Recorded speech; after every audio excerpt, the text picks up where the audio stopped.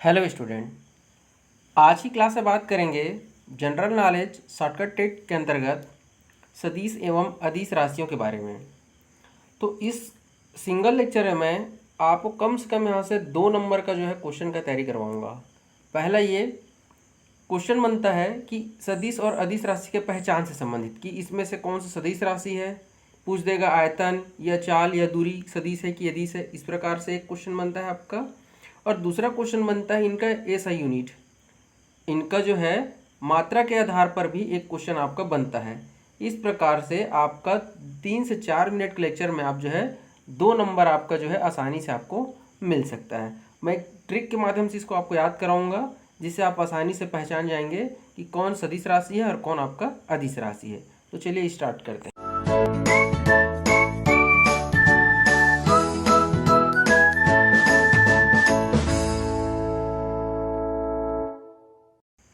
देखिए, सबसे पहले कि सदिश राशियाँ किसे कहते हैं। तो आप सबको पता है कि भौतिक राशि में यदि मात्रा मतलब परिमाण तथा दिशा दोनों साथ साथ हो सदिश, ऐसे याद रखिएगा आप।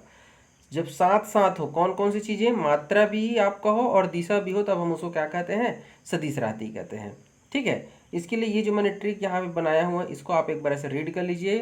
संत विवेक वश में है। देखिए यहाँ पे जो सब वर्ड जो मैंने लिया है इसलिए सदिश से को रिलेट करके लिया है ताकि आपको पता रहे कि जो संत है उसमें से सदिश राशि के लिए है। इसके साथ साथ इसमें मैंने शब्द को जमाने के लिए मैं और है को अलग से यूज़ किया है जिसका यहाँ पे कोई मतलब नहीं निकलेगा, बस वो आपको एक फॉर्मेट बनाने के लिए मैंने यहाँ पे लगा दिया है। ठीक है। तो चलिए एक एक कोड को डिकोड करता हूँ मैं। तो यहाँ पे जो पहला अक्षर है आपका संग का मतलब है यहाँ पे संवेग से है। ठीक है, संवेग से है।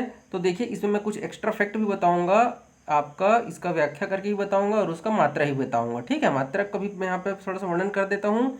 तो संवेग का परिभाषा देखिए क्या कहता है, किसी वस्तु के द्रव्यमान व वेग के गुणनफल, मतलब अगर आपको वस्तु का द्रव्यमान पता हो और उसका वेग पता हो, दोनों का यदि गुणनफल कर देते हैं तब आपको उसका क्या निकल जाएगा, संवेग निकल जाएगा। तो जैसा कि परिभाषा है, द्रव्यमान का आप सबको पता होगा मात्रक क्या होता है, किलोग्राम होता है, और वेग का आपका मीटर प्रति सेकंड होता है। दोनों को गुणा कर दोगे तो आपका इसका मात्रक निकल जाएगा। ठीक है। चलिए अब देखिए परिभाषा हालांकि डायरेक्ट क्वेश्चन में तो नहीं आता है, बट आप सबको पता है कि जो मात्रक रहता है वो पूरा पूरा निर्भर रहता है व्याख्या के ऊपर। तो आप जब इस वीडियो को देख ही रहे थे एक कुछ मिनट या कुछ सेकंड में आपको जो है परिभाषा देख लेंगे तो आपको क्या होगा, यदि किसी कारण से मात्रक यदि याद नहीं आएगा और परिभाषा पता रहेगा तो आपको थोड़ा सा आसानी हो जाएगा। ठीक है। चलिए नेक्स्ट देखते हैं। नेक्स्ट आपका जो संत का जो हमारे स देख लिया हमने, संवेग से था, त यहाँ पे त्वरण से है। ठीक है। तो किसी वस्तु के वेग में परिवर्तन, वस्तु का वेग में जो परिवर्तन होता है वो किसके कारण होता है, त्वरण के कारण होता है। इसका मात्रक होता है आपका मीटर प्रति सेकंड वर्ग होता है। आपका क्या होता है, मीटर प्रति सेकंड वर्ग होता है। अब बात करते हैं विवेक की। तो यहाँ पे आप चाहें तो संत विवेकानंद जी को याद करते हुए भी इसका आप ट्रिक बना सकते हैं। ठीक है। तो यहाँ पे वी का मतलब यहाँ पे विस्थापन से है।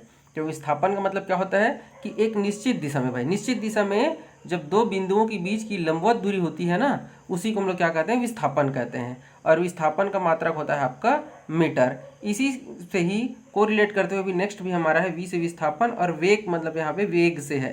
तो वेग भी क्या कहता है, देखिए किसी वस्तु की विस्थापन की दर को, विस्थापन का मतलब क्या होता है कि निश्चित दिशा में दो बिंदुओं के बीच की लंबवत दूरी को कहते हैं। तो वेग कहता है कि किसी वस्तु की विस्थापन की दर को हम लोग क्या कहते हैं, वेग कहते हैं, जिसका मात्रक होता है मीटर प्रति सेकंड। क्या होता है, मीटर प्रति सेकंड होता है। बात करेंगे क का, यहाँ पे है कोणीय वेग। विवेक में क का हमारा क्या मतलब है, यहाँ पे कोणीय वेग से है। तो कोणीय वेग क्या कहता है, समय के साथ ध्रुवोत्तर द्वारा घूमे गए कोण की दर। ठीक है, ये हमारा जो ऐसा जो कोण बनेगा उसका हम लोग को क्या कहते हैं, उसको कोणीय वेग कहते हैं भाई। ठीक है। तो इसका हमारा मात्रक क्या होता है, रेडियन प्रति सेकंड होता है। क्या होता है, रेडियन प्रति सेकंड होता है। अब अंतिम बच गया हमारा वश। तो वर्ब से है हमारा, यहाँ पे वह नहीं है भाई, वो बल है। बस वो बनाने के लिए ऐसा बस बोलना क्या है, ऐसा कोई शब्द होता नहीं, इसलिए मैंने वहाँ पे वश लिखा हुआ है, लेकिन यहाँ पे बल है और स मतलब यहाँ पे शक्ति से है। तो बल का तात्पर्य क्या होता है, किसी वस्तु पर लगने वाला धक्का, खिंचाव या तनाव को हम लोग क्या कहते हैं, बल कहते हैं। और बल का ऐसा ही मात्रक होता है आपका हमारा न्यूटन। और शक्ति क्या होता है, किसी कार्य को करने की दर को हम लोग क्या कहते हैं, शक्ति कहते हैं। और शक्ति का होता है वाट। तो इस प्रकार से आपको एक क्वेश्चन बनता है कि संवेग सदिश है कि अदिश राशि पूछ देगा, या इसमें से आपको क्या करेगा, 3 इसमें से उठा देगा, जैसे मान लीजिए संवेग, त्वरण, विस्थापन, और उधर से आपका चालू उठा लेगा और पूछेगा इनमें से भिन्न को छांटिए, ऐसा भी क्वेश्चन बन जाता है। चलिए अब देख लेते हैं हम लोग अदिश की बात कर लेते हैं, तो वहाँ पे आप लोगों ने क्या क्या देखा, मात्रा और परिणाम भी रहता है और दिशा भी रहता है। साथ साथ रहता है तो सदिश है, लेकिन अदिश राशियों में केवल और केवल मात्रा या परिमाण की बात होती है, इसीलिए हम उसको अदिश राशि कहते हैं। ठीक है, कि अकेले रहता है परिमाण इसीलिए अदिश, और साथ साथ रहता है इसलिए वो सदिश कहलाता है। ठीक है, इसके लिए ट्रिक है, देखिए, आसमां का लता दूर ऊंचाई में है।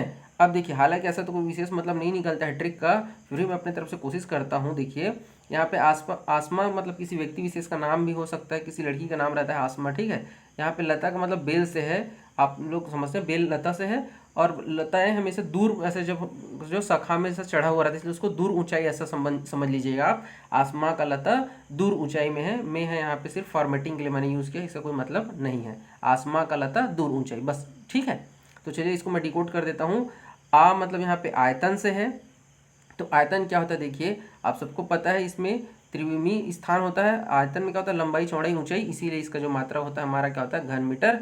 तो व्याख्या देख लीजिए, किसी पदार्थ की त्रिविमीय स्थान की मात्रा की माप को आयतन कहते हैं। ठीक है, हालांकि परिभाषा तो सिर्फ आपको एक बार रीड करने के लिए मैंने यहाँ पे एक्सप्लेन कर दिया। ठीक है, यहाँ पे समय को एक साथ जो है वो समय के लिए है। समय का क्या होता है आप सबको पता है, किसी भी कार्य को करने के लिए जो हमको लगने वाला समय है उसी को हम लोग समय कहते हैं, और उसका मात्रक होता है आपका सेकंड। ठीक है, का मतलब यहाँ पे है कार्य से है, तो क्या है, किसी वस्तु में जब बल लगाते हैं तो बल की दिशा में जो विस्थापन होता है, बल की दिशा में जो कार्य होता है उसी हम लोग कार्य कहते हैं, और कार्य का जो मात्रक होता है वो हमारा क्या होता है, जूल होता है। ठीक है, और जो ल है, लता का जो ल है वो उसका मतलब है लंबाई, और ता का मतलब है ताप। तो देख लीजिए, लंबाई क्या है, किसी वस्तु के लंबे आयाम को किसी वस्तु के लंबाई कहते हैं, और लंबाई का हमारा क्या होता है, मीटर होता है। ठीक है, उसी प्रकार ताप क्या है, कोई भी वस्तु ठंडा है या गर्म है, इसका मापन करने के लिए हम लोग क्या यूज़ करते हैं, ताप कहते हैं, और ताप का जो मात्रक होता है वो हमारा केल्विन होता है। मोस्ट इंपॉर्टेंट है जो है ताप का, बहुत बार क्वेश्चन आया हुआ है कि ताप का ऐसा यूनिट क्या होता है। नेक्स्ट है हमारा दूर, तो यहाँ पर दूर का मतलब है दूरी से है, और यहाँ पे ऊंचाई का जो है वो उसका मतलब है डायरेक्ट यहाँ पे चाल से है। ठीक है, ऊंचाई ऐसे मैंने शब्द बनाने के लिए किया है। तो दूर का जो दूरी है, तो दूरी क्या होता है कि एक निश्चित समय अंतराल में किसी वस्तु द्वारा तय की गई मार्ग की लंबाई को ही हम लोग क्या कहते हैं, दूरी कहते हैं। और जब मार्ग की लंबाई की बात होती है तो इसका ऐसा ही मात्रक क्या हो जाता है, आपका मीटर हो जाता है। अंतिम है आपका क्या, चाल। तो चाल क्या होता है, किसी वस्तु की स्थापन की दर को हम लोग चाल कहते हैं, और चाल का ऐसा यूनिट हम होता है हमारा मीटर प्रति सेकंड। ठीक है, तो वीडियो देखने के लिए बहुत बहुत धन्यवाद। यदि पसंद आया होगा तो लाइक कर दीजिए, कमेंट करके बताइएगा कि आपको कैसा लग रहा है जीके का ट्रिक। बेल आइकन को दबा लीजिए ताकि हर आने वाला वीडियो का नोटिफिकेशन आप तक पहुंच जाए। चैनल को सब्सक्राइब नहीं किया है तो मैं रिक्वेस्ट करूँगा चैनल को सब्सक्राइब कर लीजिए। जय हिंद, जय भारत।